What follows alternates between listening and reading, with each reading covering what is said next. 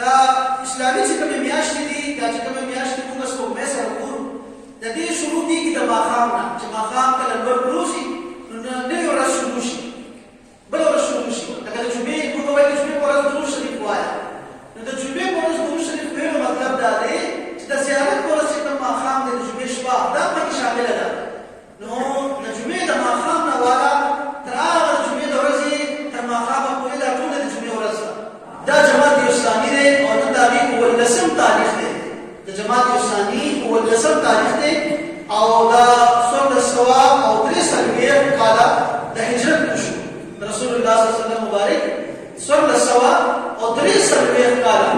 دا رسول الله صلی الله علیه وسلم دا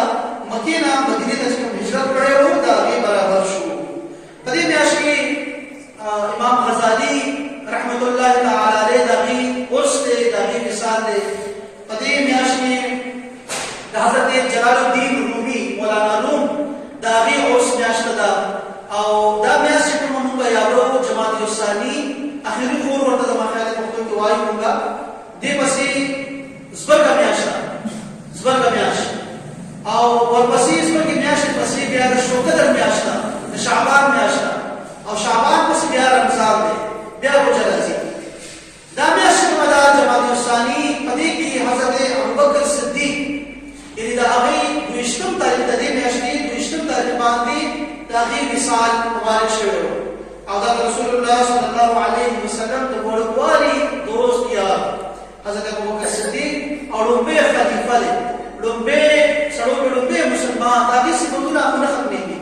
حضرت ابوبکر صدیق خپل مال خپل ژوند هر قسم مرسته د رسول الله صلی الله علیه وسلم سره کړې ده نو دا د هغې د مثال میاشت ده جماعت اسلامي نو نن 18 تاریخ دی دې پسې زبرګه میاشت